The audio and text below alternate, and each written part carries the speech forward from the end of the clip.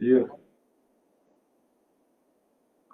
All right, guys. So these are two of my amazing teachers that I have uh, met almost almost 10 years ago now. And I want to introduce uh, my dear friend Sam and my dear friend Wendy. We've had an amazing growing relationship over the last like 9 years or so. We met back in 2016 at a Reiki. It wasn't a Reiki conference, but I was there with my Reiki master, and we were. It was all types of energy healing modalities there. Do you guys remember the name of that event? It was a healing expo. Yeah, I know Healing that. Expo. Yeah. Yeah. Was it one of Greg's healing expos? Something. Yeah, probably Greg Yeah, it Campisi was in had like a something big going on. conference room, and I was like, whatever they're doing is amazing. They're both such shining lights, and I love the harmony of how you both work together and the balance of the masculine and feminine. And it's been really inspiring for me. Your relationship has been a big inspiration for my relationships and for my current relationship, and so I'm really excited to dive into this. And basically, the topic today will be integrated energy therapy, which is what both of you have trained me in. We've um, gone on a journey from starting with the first level all the way to taking me and my father up to the teaching level, and Cool. it's been really cool to watch both of your journeys over these years. So it won't just be about integrated energy therapy. I'm sure we'll have lots of other topics of discussion, but I think we can start by just telling people what integrated energy therapy is and how it's impacted your lives and how you've made it basically the center of your focus in a lot of ways. Am I correct in saying that?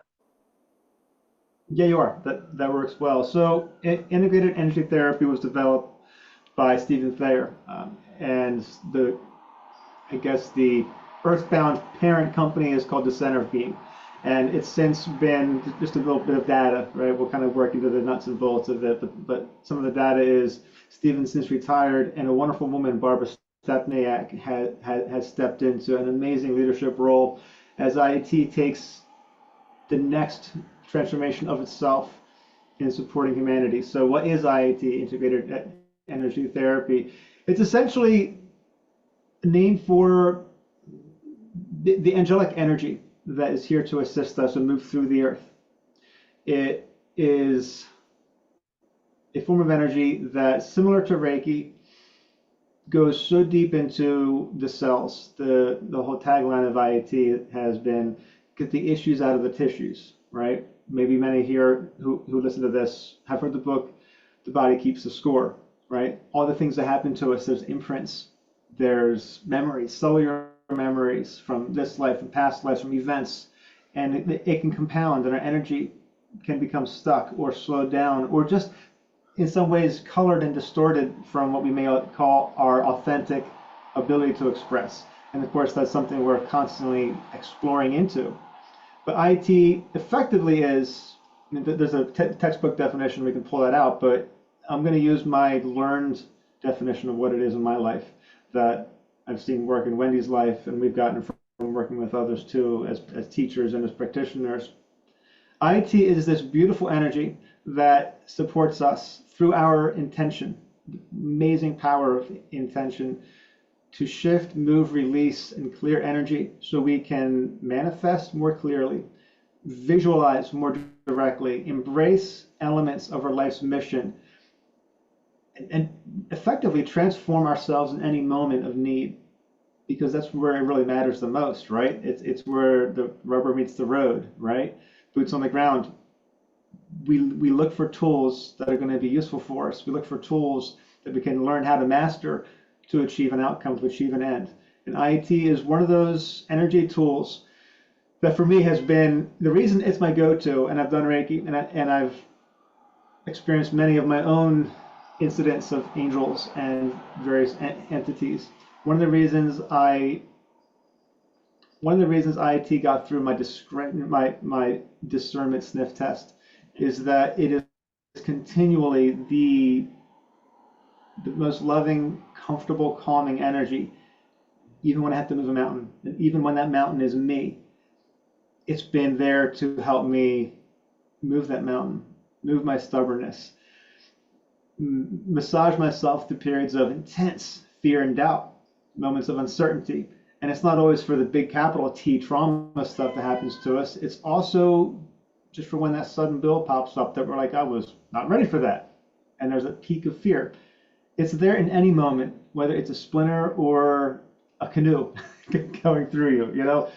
It's wonderful to shift the energy in any moment of need. It works wonders on the physical layer. I find it to be most effective in my use in the emotional layer and mental layer. Of course, that's where I typically get more bound up. And that's where I really enjoy doing work in those layers anyhow. So I'll pause there and let Wendy add anything, or you kind of open up any pieces, because I probably put a lot out there that may offer some curiosity to explore. Okay, sounds good. Wendy, what would Thank you? you. Is there anything you'd like to add to that? Well, I would say, a life-giving tool. It's the prime tool of self-healing. It teaches Mm. you to fill your container. So then you're filled to overflow to whatever it is that you need, whatever that it's like, it fills you with all of, like, yeah, whatever it is that you need, you're filled to overflowing. And what it teaches you is you give to yourself first, and then you give from your overflow to others. So then you are not giving from a depletion place. That's right.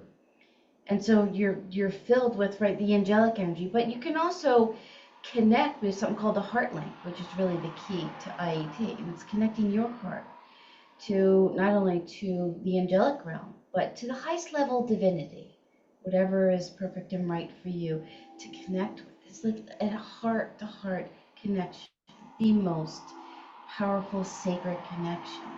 And so when you give from the place of gratitude, then you receive. And we always receive more than we give. And so it's receiving first for yourself and then giving from that overflow. So again, it's, our mission, and what I've felt from IET my whole entire life is it's about making self-love a way of life. And IET is just that. It really is such a powerful tool in your own journey of self-healing and self-discovery. Beautifully said. Beautifully said. Uh, what I usually explain to clients and patients when they ask what the difference is with other energy healing modalities, I usually say that I'm working through the aura with the aura to clear that out, and I'm working with a team of angels to assist me with that. So I just I usually keep it short, sweet, and simple. Would you guys agree with that? I mean, I know that it's way bigger than that, but that's kind of like a very condensed way of saying it, right? It's a very fine way of saying it. Yeah, Yeah. yeah. Yeah, Simple is better. Simple and short is much better, especially in that setting. All right, in that teacher setting where we get to talk about the concepts and open some things up. There's a lot more room to breathe with the words. But in the prep for a setting, or when you're just offering a brief description, yours is perfect. Wendy will often say, "I could tell you all day long what it is, but the best way to know what it is to experience it." And that yeah, usually just gets people going, "Okay, yeah, conversation done. Sign me up. Let's try it out." yeah.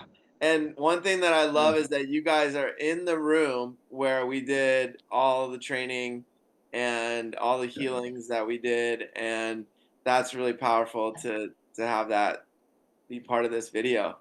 And I'm really, really happy to be on here with you guys.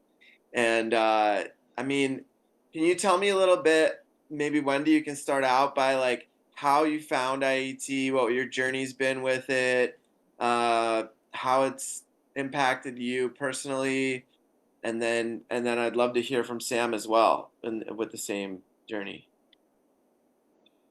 Awesome. Thank you. Well, I going back to childhood, right, an empath, and I always would just look around the world saying, what is this place? What is my purpose? And I would hear spirit, is this always this quiet, gentle voice. And I heard, you're here to be a teacher of the heart. Because I knew that I wanted to be a teacher, but I didn't want to be a teacher of the actual school system. Because when I went into first grade, I said, this is prison. There's something wrong with this. So I can relate to I, that. I could never see myself teaching in a building like that. So I just let it go and I trusted the journey that, I would find and be guided to my purpose. And so I started off with the holistic healing arts when I was in my early 20s. So I became a massage therapist. So I did that for a year or two and I decided, I want to learn some kind of energy modality to incorporate with the massage because I knew that there was a lot more. I didn't want to just work with the body, but I wanted to work with the person's auric field and their spiritual layer and go really deep. And so I again would put it out to the universe. Okay, when the student's ready, the teacher will appear. And so I met this wonderful woman, Hannah Goodwin, and she became a Reiki master teacher. So I took all levels of Reiki with her. So I started to incorporate Reiki with my massage. Wonderful, great. I did that for a year or two. And then a Reiki colleague of mine came to me and said, you won't believe this, but I just had the most amazing session. And it's called integrated energy therapy. And at that time I was comfortable. I was comfortable with the Reiki and the massage, but she wouldn't let up. She says, listen, I'm just going to continuously nudge you until you go at least just get a session. And that is the energy of the angels too, right there. Right, exactly. So I decided, okay. And this gentleman, Stephen Thayer, lived about 45 minutes from me. So it was an easy drive to go see him and to have a session. And that was a turning point for me. I mean, I fell in deep love with this modality. I knew that this was my path and my soul's purpose. And that was, that was in 97. In 98, I learned the first 3 levels. And then in 2000, I learned the master instructor level. And in 2017, I became a trainer. I'm one of 40 trainers worldwide. IET is worldwide.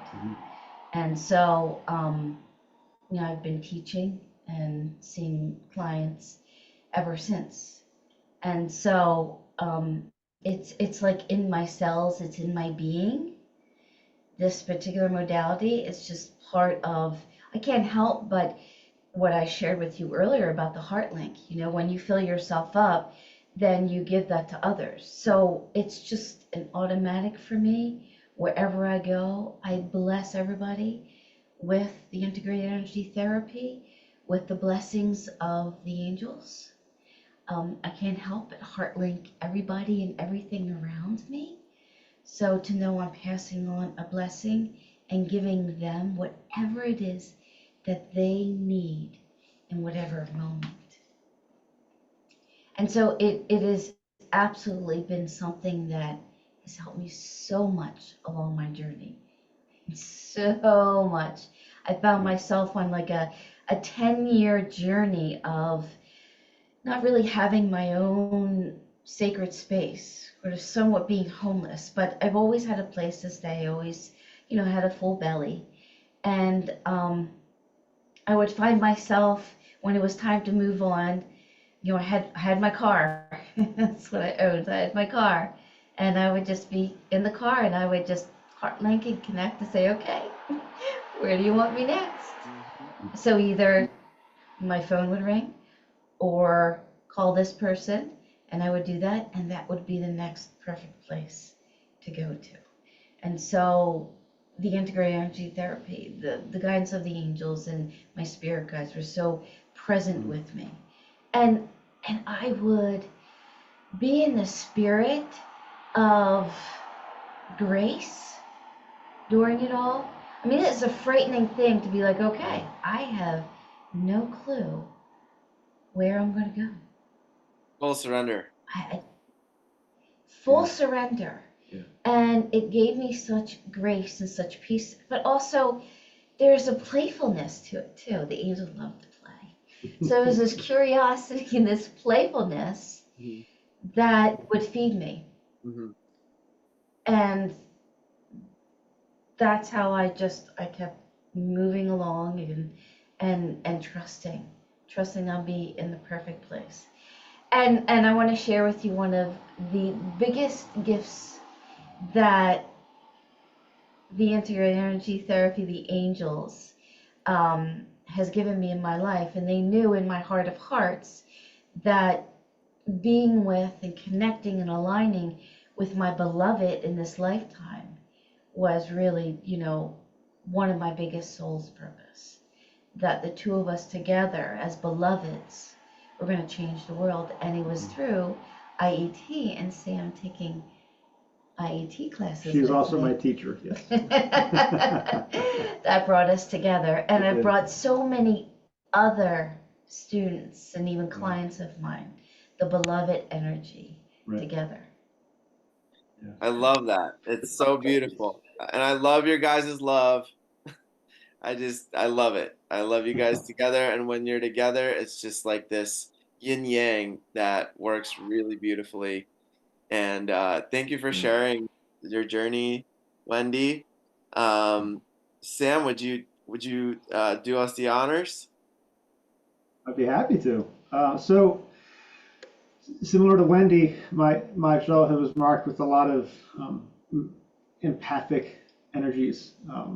My first memory, I was definitely in diapers, crawling around. So, after 1.5-ish, I guess, to put a date on it. But I felt this warmth over my shoulder, and I turned around, and I heard this voice. Felt this, plurality of voices. It wasn't a chorus of voices. It was a single voice, but a plurality sense, for what it's worth.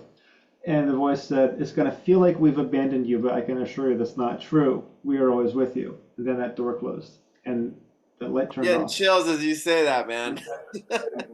And I immediately felt cold and alone. And then at age 3, I asked this question, God, what are you? And I got an answer. I was like, and the answer said to first understand who I am. We first have to understand what I'm not. And I got shown like emptiness. Like nothing is more than what, your concept of nothing is more, because that's something, than what I got shown. I got shown the void, the anti of creation. And it was terrifying. I remember shrieking, flailing my arms, and probably passing out. And years later, in first grade, I'm in the classroom, and I would have these panic attacks. From that moment on, I would have recurring panic attacks with the tunnel vision, the sound swooshing, and just the oh shit moment. And I would just grip the wet knuckle grip on my desk. And I felt one day in first grade, I felt one coming on, and I go, oh shit, just grab the desk, and I just hang on and just wait it out. And then in the middle of its peak, it just disappears. And the voice returns and says, now that you know what I am not, I'm going to show you who I am.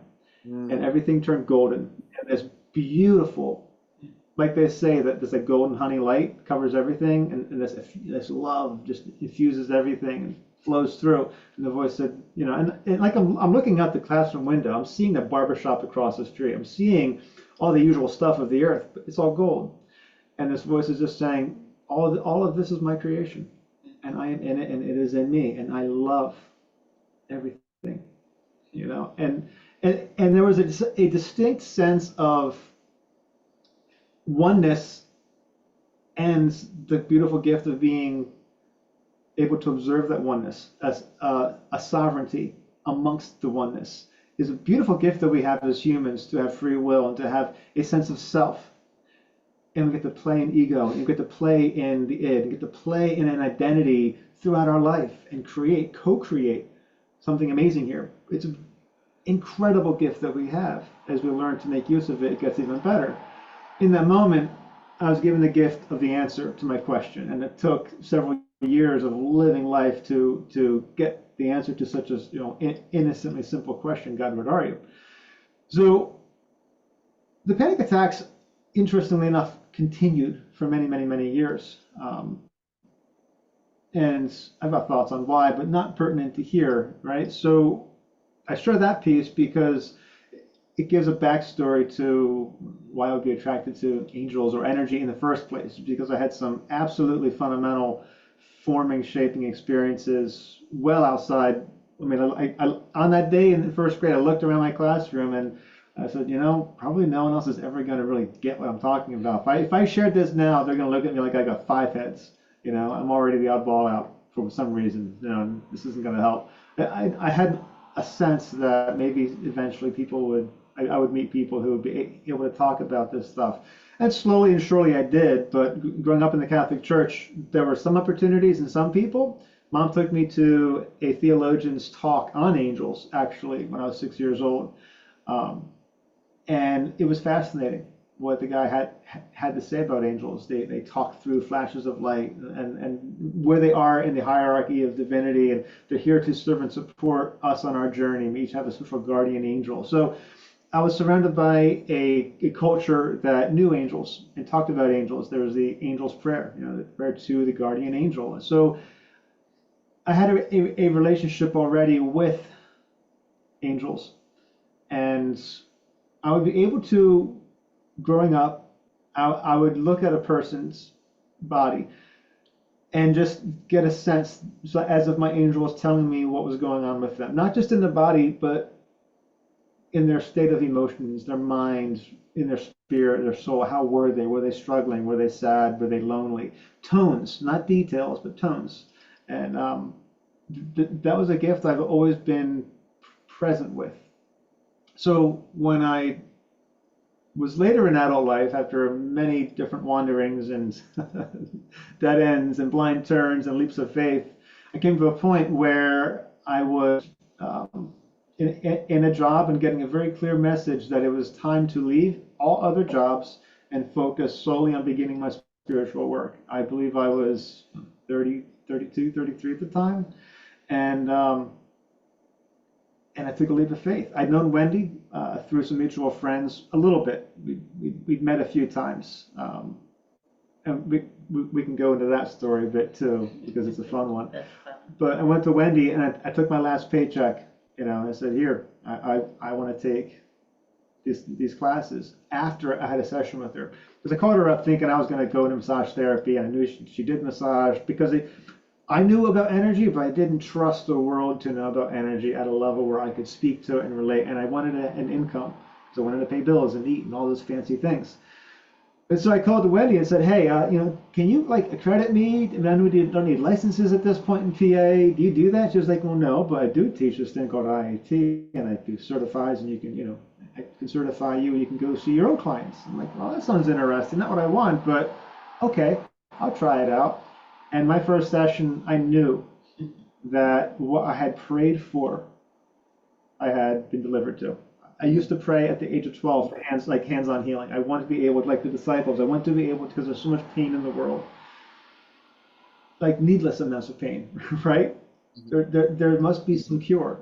There must be some grace available to us through which the pain in the world, not all of it, but the unnecessary pain can be alleviated. Right? Because yes, life requires some struggle and some grain, some strain. That's how we grow. Great. But I mean, there's lots of traumas and lots of terrible things that we don't have to walk with. And there must be some grace available to us. I want in. I want to be able to do that. And so it took about 20 years after I was praying for it to come into my life. But I got there. Mm-hmm. And in that one session with IT, I felt such tremendous. It was as if the pain that was in my heart that I'd been carrying around certain relationships and certain transitions in life had just been lifted up out of me. Not taken away and removed, but transformed, surrendered, because my energy it wasn't like energy of mine was taken away. It was energy I'd been holding around memories and feelings and events. I was able to let go of the burdens, the burdensome aspects that my energy was creating, and the energy was returned to me ready to be redirected in different ways. So it felt like freedom, and it felt like Christ was just there with me. And I left my body. It was a absolutely, for me, perfectly surreal experience. I got my intention and said, this is the thing to do. So trust it, go with it. Let the mind catch up on the understandings and how to talk about it. All that will come in time, but follow in faith this course. And it's been absolutely fantastic for everything I mentioned earlier. The small splinters and the big canoes through our guts. You know, it works, and it works relentlessly. And I've never had, like, many people I've heard talk about the Reiki flu, where this, that Hertzheimer effect, where you're in such detox that you get the flu from it. And IET, I felt deeper clearings, but as IET calls it, healing without feeling. I've never had any kind of IET flu. It's blissful. The deeper the healing goes with IET, it's just blissful. There's almost the amount joy.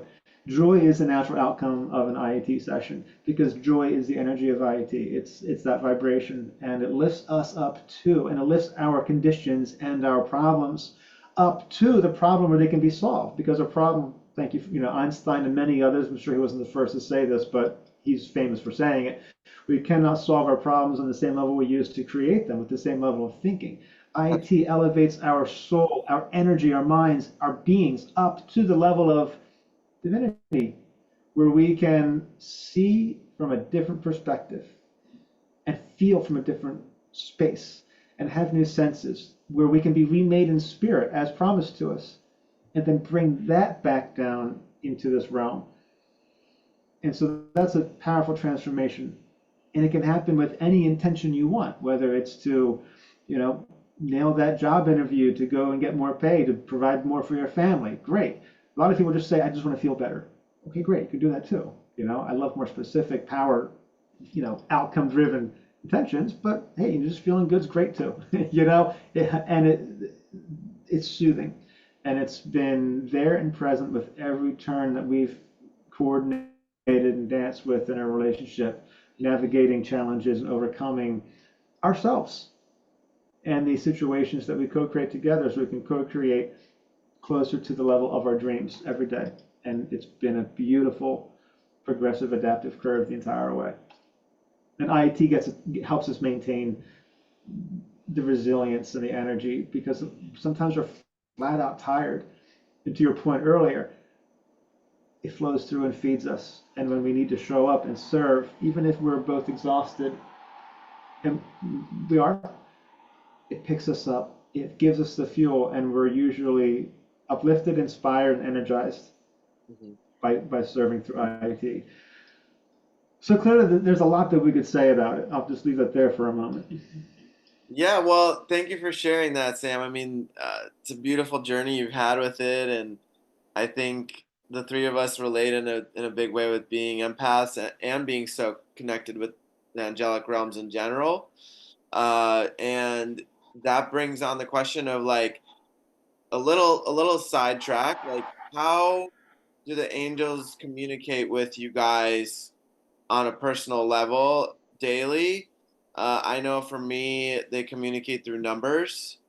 And is there any particular angels that you're more connected with, like a master angel, if you want to call it that, or an angel that is leading leading and guiding the rest? Like for me, um, the two that I connect with daily is Archangel Ariel, and then I have my personal guardian angel, and they communicate through numbers. Like if I'm on my highest timeline, I see 777, for example.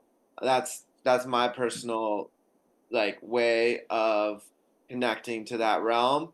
And then I'll get other angel numbers that are very specific to what I'm asking for, what I'm working through, and then those guide me. So, are there any other ways that, let's start with Wendi. Wendi, is there any ways that you connect?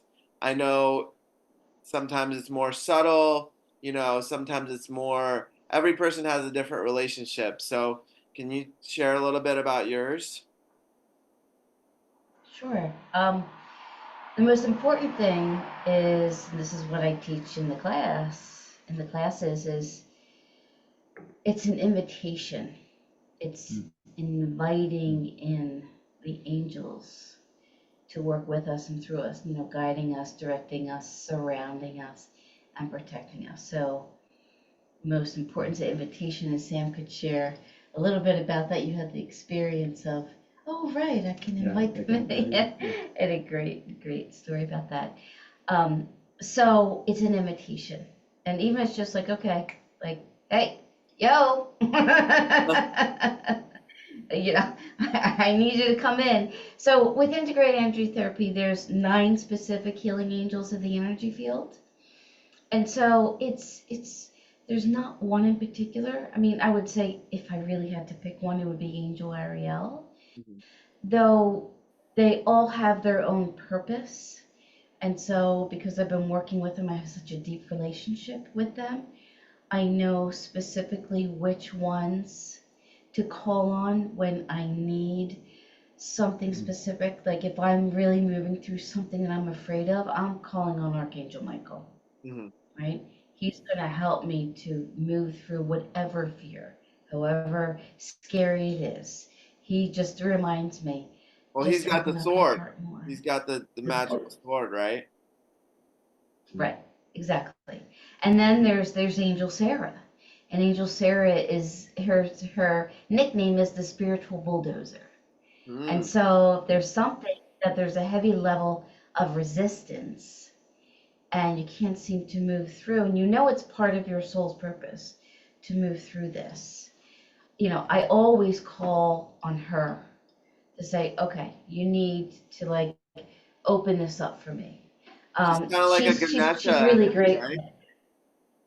She's kind of like a What's Ganesha that? Ganesh. energy, right? Yeah, I would definitely say that. I mean, she's a great parking angel. Uh-huh. So if we ever gonna go say like to New York and or Center City, Philly, and parking usually it's like, yeah, you're never gonna get parking. No, I got Angel Sarah, and so the parking spot is literally right there for us.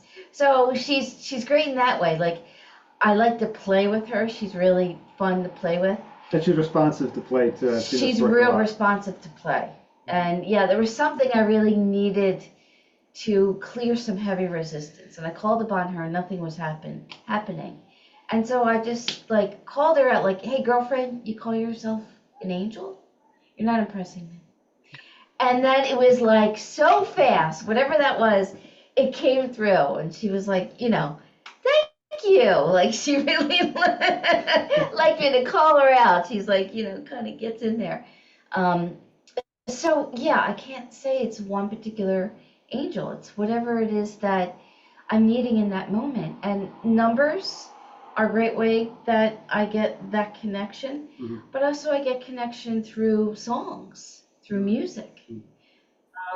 I just get connections through just seeing something that I'm looking at through social media that just goes that. And it's like, wow. Hmm. So there's not a one specific thing for me, if that helps. But again, the most important thing is the invitation, inviting them in. Okay, yeah, that's amazing. I totally agree. There's like limitless ways for sure, like for them to come in and communicate. The synchronicities I think is a big one too, right? Like just seeing, oh wow, okay, that just showed up. That's really clear that that right there was what I was asking for. I asked for a sign. Very clearly, that's the sign. It's something inside myself that I can recognize when I see it. And can you, while we're on that topic, can you go over, like, you went over Angel Sarah, right? What you call upon her for, what you call Michael on for. What about the other seven? What do each one of them kind of carry in terms of what people could call them on for? Well, Angel Ariel is more of connecting you to your soul story, your soul essence, your soul's purpose. Like your higher self, And almost. she's also, yeah, your higher self, but she's also connected to your root. Her purpose is to bring your soul's essence, your soul's light, your soul's purpose into this earth plane. So you're living your soul's purpose manifested, like you're living heaven on earth. Mm-hmm. Like that. So she's sort of like the overseer of all the other healing angels. Mm-hmm. So she's that. There's Archangel Raphael. Right? He's about healing, but he's helps you to lift the illusion, the illusion that you're under, and the guilt. There could be some heavy. We all have guilt, whether it's society guilting us, or religion, or just ourselves. Ourselves. So he helps us to connect to back to that innocence, to that purity Mm-hmm. of who we really are, Mm-hmm. and to release the what's not really true. Because illness really is. We're so far from who we are when we're in a place of illness. Mm-hmm. So he brings you back to that center place. People call And it there's Archangel, dis-ease, right? right? Yeah. Yeah. Yeah. Archangel Gabriel, right? He's about helping you to navigate and trust your the divine direction, the next steps along your journey, and to release that distrust. He's here to help open up your third eye, so you have that innate power and that intuition within you to navigate and to know your way. And he's sort of that way seer for you. Gabriel also is And then great with relationships, right? they're all great with They're all, relationships, all of them. Yeah. So I did a short writing on, but back in 2020, as we all had a lot of time on our hands for different things, I had a lot of time to put a lot of kind of learned wisdom and thoughts from my life journey. And some of it touches upon what IAT also speaks into. That I look at Adam as there's like 9 key character conflicts that we as humans struggle with, right? In some cases, you might see it as like the vices and the virtues, and so the angels, as IAT describes it, the angels relate to things like these character conflicts, right? Like the identity, the innocence, the guilt, the trust piece, and so when you ask about Gabriel with relationships, yeah, to Wendy's point, all of the angels don't have necessarily a specific focus, but the attributes that we ascribe them to help us to kind of order and sense ourselves. They kind of focus the work we're doing on ourselves. So it's less about what the angels focus on as much as the reflection they offer us as we look at ourselves and do our work, if that makes sense.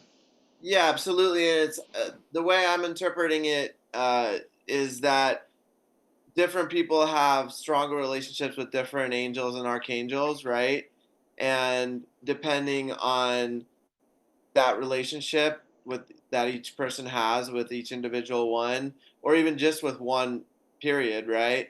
Then that angel can come in and function in the ways that any of them can play that role. Am I interpreting that correctly? Effectively, yes. Yes. The angels are quoted saying that to them they're one unified field of angelic energy. They're not like, hey Bob, hey Joe, hey Tina. They're just angelic energy, and we like to put names on things because it helps us. It's good. It's Right. great. Name something. Hmm. We anthropomorphize because that's the best way for our wonderful brains to reflect and to get feedback. Because without feedback, we're really blind. So we have senses, we have experiences, we have ways of thinking. We have to put shadows up on the cave wall so we can begin to explore what we think is reality, and then turn around, walk out of the cave, and go look at reality.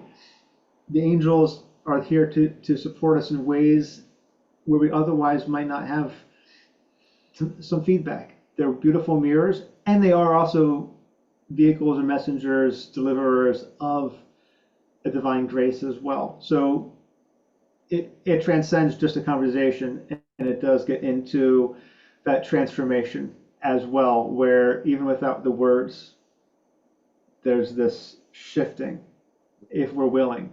And if we invite them in, we have even a glimpse of the temptation, or not temptation, um, intention, Hmm. then that's all. But what they need basically is just the invitation. They know our needs. They're on the sidelines going, bring us in.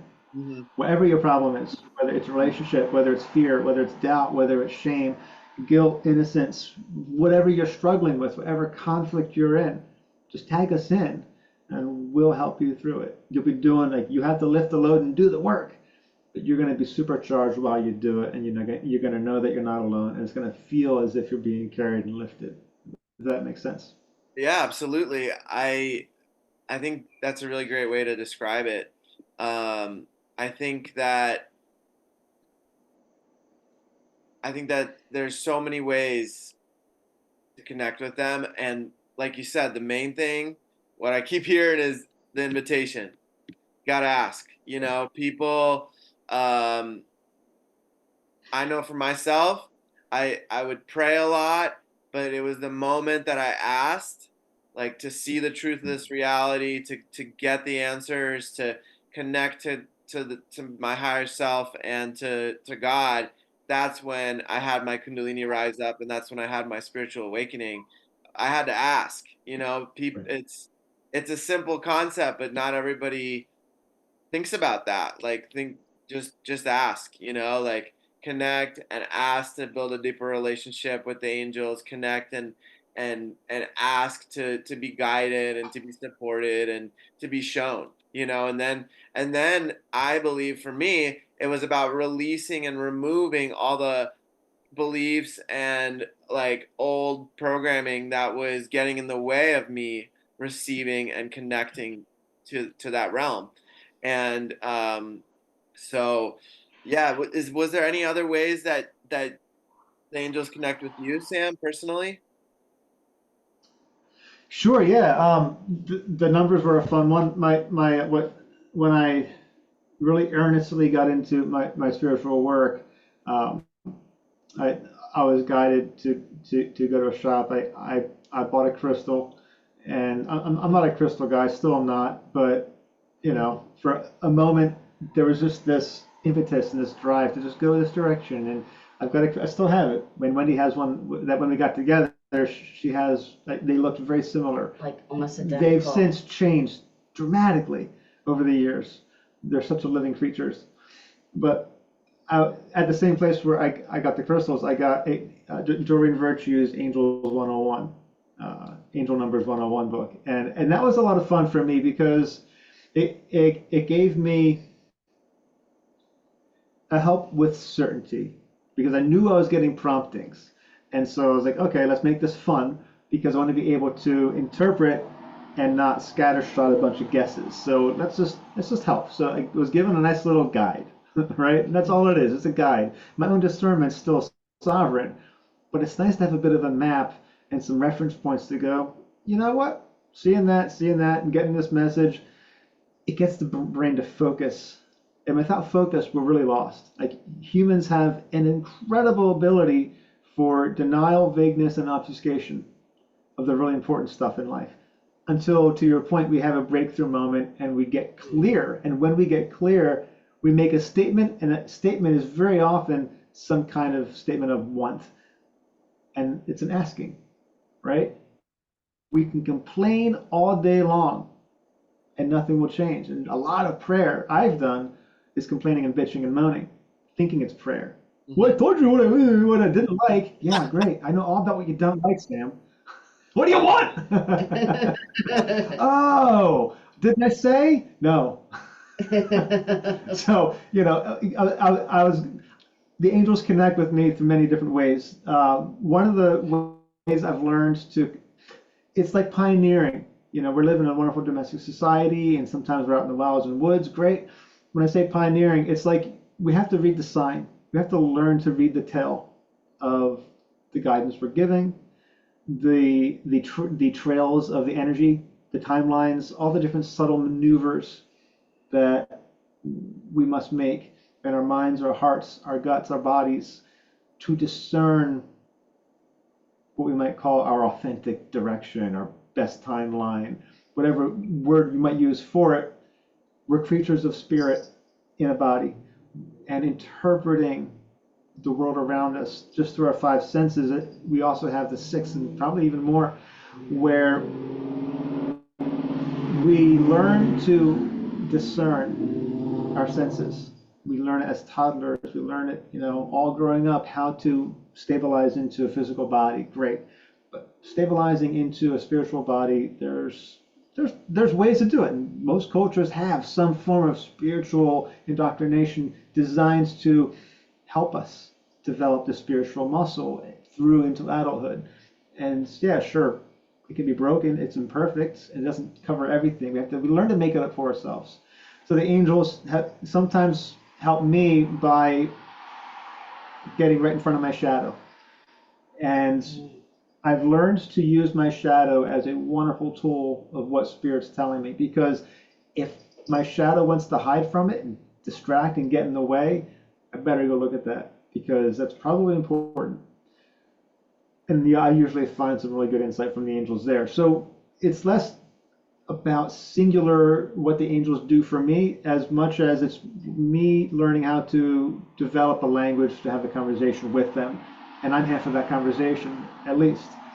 So I have to know myself well enough to know, where am I obfuscating, where am I hiding, where am I leaning into, where are my curiosities going. I use everything, not just the good stuff, but the bad and the ugly. I use all of what I can in a moment, like full resourcefulness in my discerning. And I find the angels stand perfectly where they know that I'll eventually get it. It's in my emotions. It's in whispers in my head. It's in ideas that come through my head on beckons. There's so many ways. It's like a constant input, and it can be overwhelming. And so being able to tone it down and focus, and it's a strange answer to a really simple question. There isn't one way. There's many ways, and as I've learned to develop my preferred ways, they agree to that, and they use those methods. They use those ways. For a while, it was color. I said, all right, angels, show me the color red if it's a no, green if it's a yes. Let's be really stupid simple about this. That's what I'm going to look for. That's what you better use. Otherwise, nothing moves forward. Okay, clear. And that worked for a while. Cool. So pick it. There's a lot of freedom. We have free will. They want to work with us. So set the terms. What will work for you? What will you accept that will stand out from the milieu of constant static the world can throw at us, or we can perceive and get lost in? We want to find patterns. We want to find an answer. Great. So pick something really specific if you need to, and the angels will adjust and use the method you give them. Does that make sense?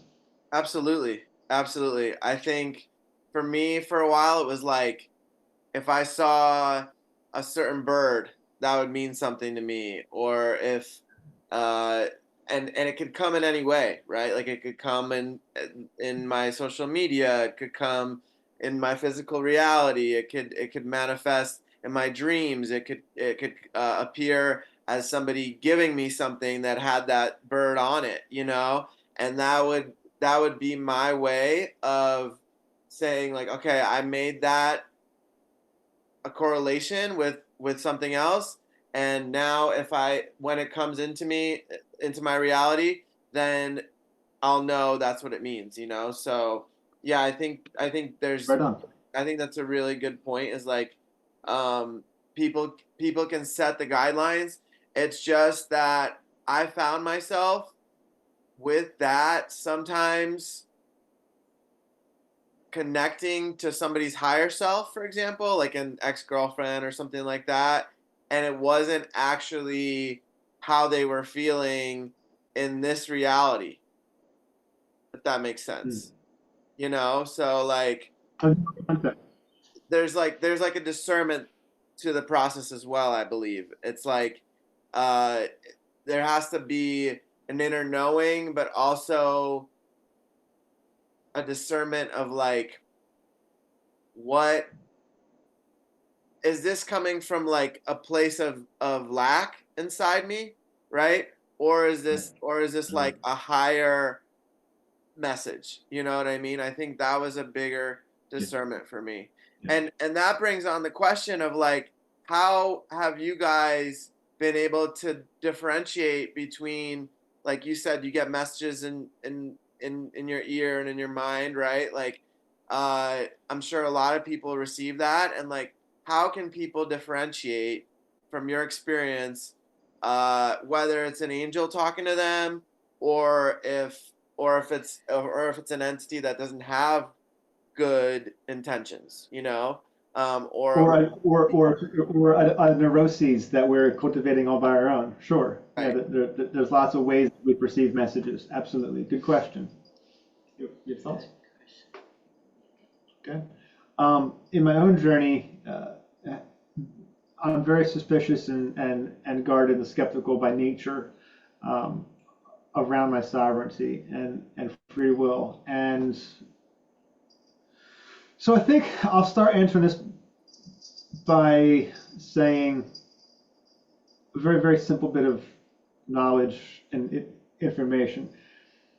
We are sovereign. And so spirit must, all spirit, not the good only, even the bad spirit, must obey our will. Not that it's going to go fetch us coffee at a whim. But if we stand and draw down and say, no, you are not allowed in, great. We can shutter the curtains. So I want to preface that because that's something we as humans can feel very much like flags out in the wind, no control, and whatever comes along is just going to catch us up because we forget we're sovereign. We forget to flex that muscle, and it is a muscle. We must condition that will, and we have a use it or lose it function. The less we assert ourselves, the harder we think it is. It's not that hard, but it is something to condition a relationship to, and it is a skill to develop. So there is a effort it takes, but it's not hard in terms of it's not far distant from you. It's always available to you. It's never taken from you. You can pick up and you can stomp that boundary firmly in a moment. And so we often wait till we're pushed to it. So I state that because I think it's important to say before you even think about connecting to angels or energies, know that you are the one in charge of the relationship. You can shut the door. You cannot control them, but you can shut the door and stay protected in a given moment without fear of being taken over by them. Right? They can't. It's like anything else. They have no power that you don't give them. If you give them the power, of course they're going to run you. Great. That's the same with any relationship, whether it's human to human or human to soul, human to spirit. So I just want to kind of preface that into the conversation too. So state the question again because I got a bit off of track on that one. So in your personal experience, when you're receiving messages and when you're receiving, like, you're hearing thoughts and things like that, how are you personally differentiating between, okay, this is an angel, or this is one of my other guides, or this is potentially, I have my guard down potentially, right? And this is some other entity or being, trying to give me other thoughts or ideas to fulfill their own agenda. Cool. Yeah, yeah. Again, great question. Thanks for reframing it. because I attenuated my thermostat. I I lived with that question. Um, I lived with my skepticism and not my distrust. Skepticism and distrust are different things. Skepticism is you look at something with an eye of refinement and proof. You want to know it Mhm. and let it in by degrees. You want to explore it by degrees with the mind to challenge. Okay, is what I mean by skepticism. A mind to challenge, a soul to challenge. And I let things in slowly. And I learned over time what it feels like when a friend is talking to me or when a mother's love. We're given that the answer to that question, many of us in oblique ways. You know, I had a very loving mom. I had a wonderful father. So I was surrounded by love. You know, sadly not everyone has that, but someone has love around them. And if not that, God will find us. And God has put in us a piece of his heart.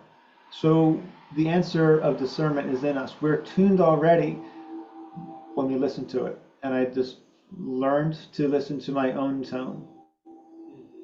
And there's a resonance then. So the answer to your question is there's a resonance that I agree with or that I like or that I can suss out and know. If something resonates well with me, I'll be more open and amenable to it. If something does not resonate well with me, I will get out the looking glasses and go, okay, let's explore this because maybe I'm having a bad day. Maybe there's some stuff in the way in my world to suss out. And have I, once I've cleaned up my strop and gone, oh, I'm good. No, there's something not quite right here. Pass. I've just learned to live with myself. I learned to know myself. So knowing yourself, knowing your own resonance, knowing what feels good, not in the immediate gratification way, but what satisfies your soul, it's something you have to live with and explore and get to know. You don't get it necessarily on day one. You might have it really quickly. You get it at different points in life. It took me um, years of living with it and knowing it to get comfortable. And when new things come in, or if something big happens in my life, I go into, like many of us, into a much more guarded stance. And so I might suss things differently. But even in that, there's such a relationship built now with the guides and the angels that I have. They're familiar to me. I know them. So when they speak, I know it's them. Just like I've learned to recognize when it's my shadow talking, but wearing a pleasant voice. Like, oh, I don't know. I know that trick. Not going to work today. So, I hope that so answers the question well. yeah, so from what I'm hearing, Sam, it was a lot of trial and error throughout your life, through many years of discerning and building a relationship with the angels, with your guides, and feeling inside as a resonance in your body what feels right to your soul versus okay, that might be my shadow or that might be something else, right? Was that a good way to summarize it? Yeah, I would just modify the one phrase, trial and error. It's more just living with it, living with the question. Mm-hmm. It's kind of like you've got a yen for a certain food, you're not sure what. You look at the fridge and you just have a bite of everything till you know what you want. Right. Not exactly trial and error, but living with the question till you're satisfied Okay. is more, if that makes a good difference for you. Yeah, absolutely. Like I know for myself, I've been consciously trying to ask if I'm receiving something, like I'm also tuning into my body. I'm tuning into where the message is coming into. Like, is it the back side of my head on the right side? Okay, I know that's where I usually receive Ariel, or just as an example, right? And then if it's something that is even if as much protection as I put up and protect my space, sometimes I'm not 100% with it, right? And so I might get another message from another being, and that might come in on the left side, and okay, and then what I've found is really impactful and powerful is to ask, are you here with unconditionally loving me?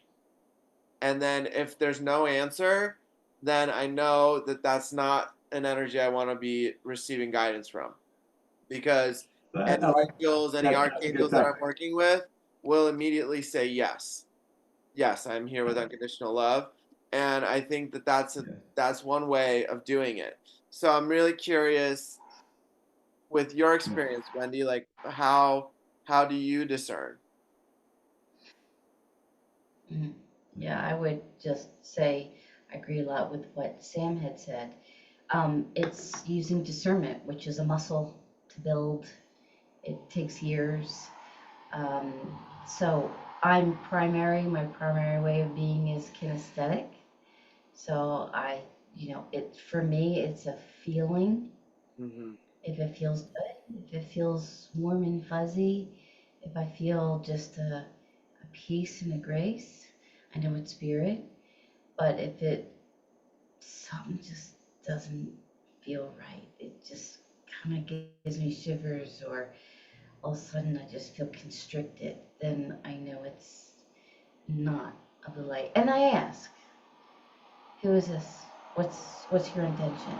Because that is like a clear universal, law. Ask and you shall receive. Knock on the door will open. Seek and you shall find. Right. So you ask, and we're sovereign beings. So if you ask, then um, it has to answer. Or if it's not that, it will go off. I also do this thing where, especially out in public, I want to make sure my heart is wide open and that I'm spreading my heart's love, kind of like the Care Bear stare. I can really relate to that. You are kind of That's like just the human Care what Bear. I've done. So what I was totally. Um, but I learned from this gentleman, his name Dave the Mystic, who's a retired rocket scientist, and he helps people with clearing like entities and connecting to your soul purpose. Wonderful, Cool, loving man. man. Cool, man. And he taught me something really fun to use. And it's, imagine yourself inside of a disco ball, right? You know what a disco ball is? It's like all those little pieces of mirrors, right? But there's openings. So it's like surround yourself in that. And so what it is you are just putting out the mirror for every being to have a reflection of themselves. You're just mirroring to them who they are, Mm-hmm. right? And this is, what I do as a teacher. I'm just a mirror to shine the light on who you are and all parts of you. So it's that mirroring, that if it's not of the light, they cannot see the reflect, like they will off the other direction. Mm-hmm. They can't handle seeing their own reflection. So it's a way of kind of deterring any energy that is not of the light. Mm-hmm. But just say, here you are, let me just show you who you are. Right. Right. So Yeah, thank you for explaining I that. do That's a that really good as a that's a really teacher. good way. And I think I know in my experience growing up, I had this belief or thought that if I'm using my imagination, then it's not real. But the older I get, the more that I learn, I I recognize that imagination is everything. It's how we're creating our reality, how we're making the choices we're making.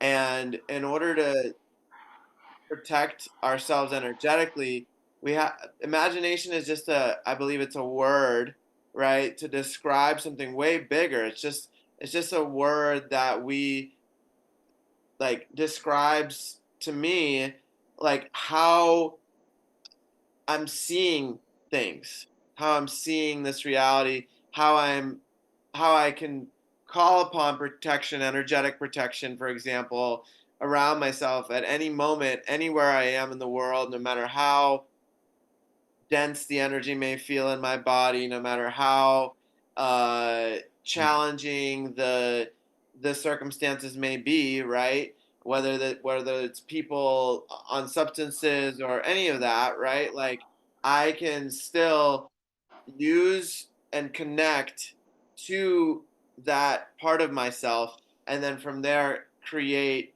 energetic protection, pretty much anything. But I think it feels right to say, like, for any of the younger viewers especially, it's like, don't try not to push aside that part of yourself, right? Like that imaginative part. It's so important to keep that alive and to fuel that every day with creativity, with whatever it is that connects you to that, because people think and say sometimes imagination is just that, right? It's just in my imagination, but no, it's actually your personal lens of this reality, you know?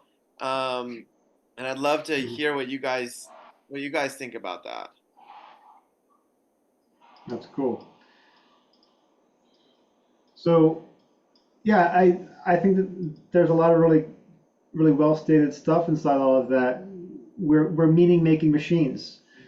We make a meaning and a story about every single thing that we observe within us and without us. And we are also co-creators. I think that's a really special word. And I want anyone who hasn't thought about that word to take a moment and think about what co-creation actually means. Because there's creation, and co means alongside or in partnership with, right? So if we are co-creators, we're co-creating directly with the creator of the universe. That's not a throwaway phrase that I use. That's a very profound statement of our position in the cosmos. And it's not one of ego, and it's not one of arrogance. It's not one of being too on the high horse. You know, there is a rightness, there is a truth in it, and when we embrace all that that implies, and it implies quite a bit, we begin to see a container, a frame around the question of our existence.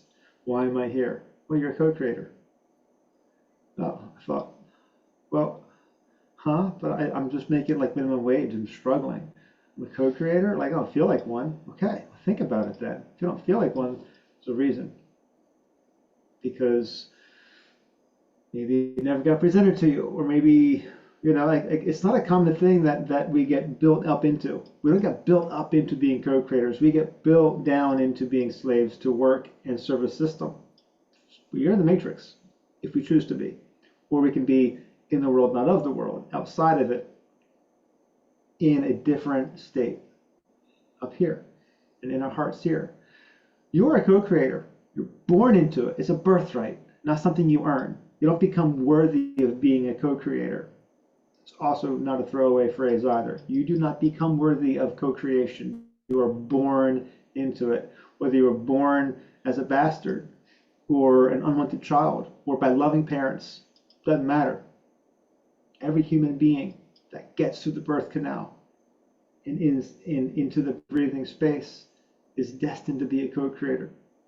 We become capable at it through the practice of living life well. It is a skill and it is a role to learn to take on. And in doing that, we begin to become stewards of the earth and each other, and we see things differently. So it implies a lot to be co-creators. Mm-hmm. I'll drop that there for a second because I think there's a lot to it, and I wouldn't want to just miss it. Anything you'd like to add to that? Thank you, Sam. That was a beautiful way of phrasing it. I think Yeah, he said it absolutely beautiful and right on. Came through. yeah, yeah, I think it's a really great way, because from what I heard in that, it's all about asking, right? Like asking to receive the awareness, and then recognizing it can happen in a moment, right? Like it can happen at any moment that I want to know the truth. I want to see why I'm here, you know? And then from there, anybody who is interested can the doors open up from there. You know what I mean? And then I know from my experience when I had my awakening, I started getting all this information just flooding in from every possible way in my life, and then it started to a remembrance started happening inside me, right? Mhm. And I started to recognize that I have had past lifetimes. I've had all these ways that I've developed as a soul, and I'm just in this meat suit right now, but I've had all these other experiences that are playing themselves out little by little in this reality where I'm having these different relationships with people at very specific times of my life because I have contracts with those people to show up at those times to help guide me, to help refocus me, to help show Mhm. me and teach me different lessons because this is all, in my opinion, just a big earth school. And as Mhm. individual souls, we're learning these lessons, and then we get kind of brought back to where it all started before we came into these bodies, coming back up to source, showing creator, this is the play that I was part of, right? And here's the fun things I experienced.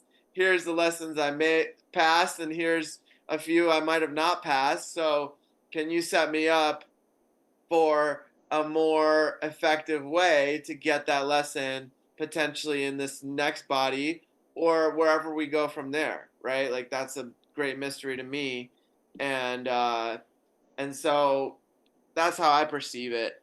Um, and I think, at the same time, I don't know. The more I learn, the less I know. It's like I feel as though I don't know anything. It's all just uh, it feels as though the more I know, the more I'm learning because I try to be a student every day of my life and just kind of Yeah.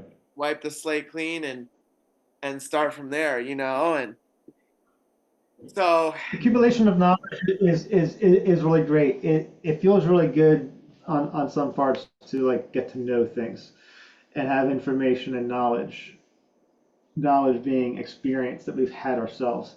But I found it even better where I'm at now, better being more useful to me where I'm at to move forward, not in like a qualitative state, but I'd much rather prefer to have really interesting, curious, invoking questions more than truths I walk around with anymore. right, Truths are great situationally. Wonderful. I've got a bunch of them. I can rely on truths to get me through a lot of things because many things are conditionally true. And can also be seemingly juxtaposed. So it's good, and there are very few capital T truths, right? right, Very few. But there are truths. There are. We can refer to them. We can depend upon them. Truth is not mutable. Truths are totally conditional at the same time. So there's a genus and a species around truth. One's capital T, immutable. We can all depend on it. And the others is perspective based, conditional based, momentary, relatable and referenced, but very fluid. I much prefer to have questions because a great question is the best tool in the entire universe for moving forward. a hundred If you percent. want to get done, find a good question. If you don't know what else to do, wake up, be forestating a truth, and ascertaining and defining the day. I mean, that's good too, but get a good question in there too. Like, what do I want today? It doesn't have to be like the best question on the planet. There's lots of great questions. It's not about competition. Just get a good, useful question that stirs your curiosity and gets your fire going. And you got enough for a day and go with that. Is where I'm at now, and it's a lot of fun to play with that. I'm right there with you, man. I wake up every morning and I ask myself and I ask spirit, how can I be of service today? That's one of my first That's one of my first questions. And sometimes I have to ask the question, how do I want to make money today? You know, and then there's those deeper questions of like, okay, um, can you show me? Can you deepen my connection? Can creator? Can you deepen my connection with the angels, for example? Can you show me and build a more connected conversation with that realm? You know, like I love those kind of questions, and I totally agree. I think questions are the best way because we can just keep talking for days with with asking each other questions, you know. And yeah, Right. with that, I think we can wrap it up unless you guys have anything else to share. Was there anything else you wanted to add in, Wendy? Oh, I'm just so grateful Mm. for this time with you and anyone that listens to this. And yeah, it's the journey, not the destination. We've all Mhm. heard that before. And, Mm. I've learned to um, just be you unapologetically. You are a Yeah, shine living your light. example of that for sure, and I love that about you, both of you. You know, you guys are so authentic. You've done a lot of work to take off any masks, and that's what I love about you guys so much is that you're super authentic, super loving humans. It's been such a pleasure to chat with you guys. It feels like we just skimmed the surface. There's so much Oh more yeah. to talk about, and I'm sure we'll have a part So much two more. down the road.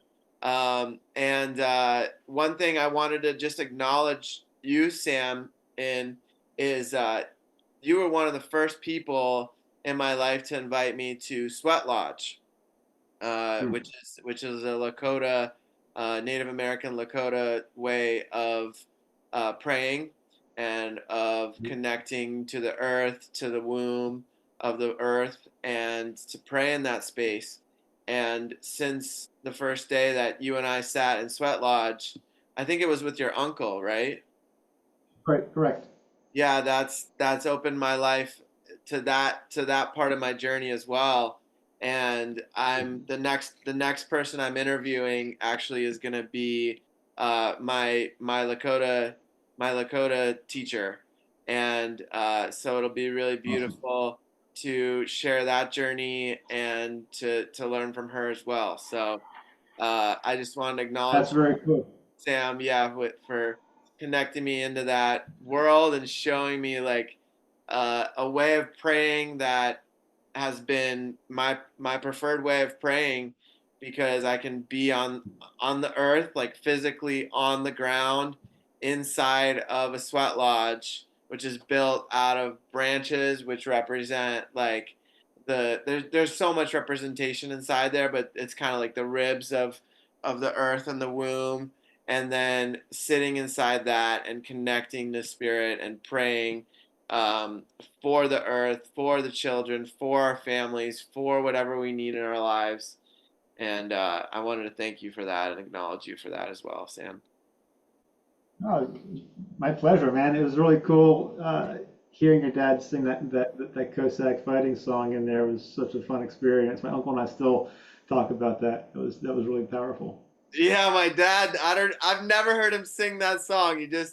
My dad was born and raised in Russia, and he sang this Kozak song, and it was like from his soul, you know. Like I'd never heard him sing It it, was and he just hit it that day, you know. He just went for it. And good, I was good. I was like, whoa, where did that come from, you know? I don't know, man. I felt like there were 80 of those guys in there singing it in chorus. There was such a power coming through him. Yeah, he really showed us some of his beauty that day. Your father has such a wild, wonderful, beautiful spirit to him, and I love getting to see it every time I get to be with him or talk with him. So please tell him, give him our best. I would love to, if I may, just say one last thing in closing. 21, who maybe watching this down the road, who's going it alone, who's in a stubborn place or in a shy place or the shameful place in the shadow where they feel like we're all living a life of mystery and wonder that's not available to you. I want to speak to those people who may be present and say, I used to feel that way too. I lived most of my life in the shadows and the sidelines, hiding behind plants at parties because I didn't know how to be alone and feel like I belonged and relate to anybody. Um, Magic and wonder is part of it, but the human journey is full of the good, the bad, the ugly, and a hell of a lot of the indifferent. And a lot of the indifference we learn to engender within ourselves. So don't be indifferent to yourself. Reach out. Reach out to someone. One of the most powerful choices I made, among many, was to have a mentor. Someone who knew how to live well at the level of living I wanted to be at. And I will always have a mentor. I have a mentor now, and it's worth every investment of time, energy, and pennies to go into it. Don't go it alone. You don't have to. And if you think you need to, really think twice about that because you don't have to. You'll get there a lot faster and you'll get there a lot more joyfully. Don't go it alone. There's no reason. So Absolutely. thanks. I just want to put that out. Yeah, and with that being said, I'm gonna drop any websites, any ways to connect with you guys, any contacts that you guys want to share into the description in the YouTube, and that way people can reach out to you guys and can schedule sessions or can schedule to learn from you guys, and you be teachers for the different levels. And you guys are located about 30-40 minutes from Philadelphia. Depending on traffic, yeah, within an hour's drive, Okay. you know, Okay. Philly. So, But we work online too. I mean, the beauty of the internet is work online. And if people are called to reach out to us, that's fantastic. But at the very least, like drop a note in the comments on this video, whether it's YouTube or reach out. Like don't go it alone doesn't just mean contact us. Don't go it alone just means like put your voice out there, be heard, take a risk on yourself to connect around you in some fashion because life will get a lot better real quick when you do, no matter what's going on. absolutely. You're I agree with that guaranteed. 100%. Well, thank you Been guys so there much. and I love you both. Oh, you're so And you too, Peter. I'm so grateful love for you. your guys' time and for sharing all your wisdom. And I'm sure we'll do this again in the future. So until then, take care, guys. And I'm gonna stop the recording now. Love you guys.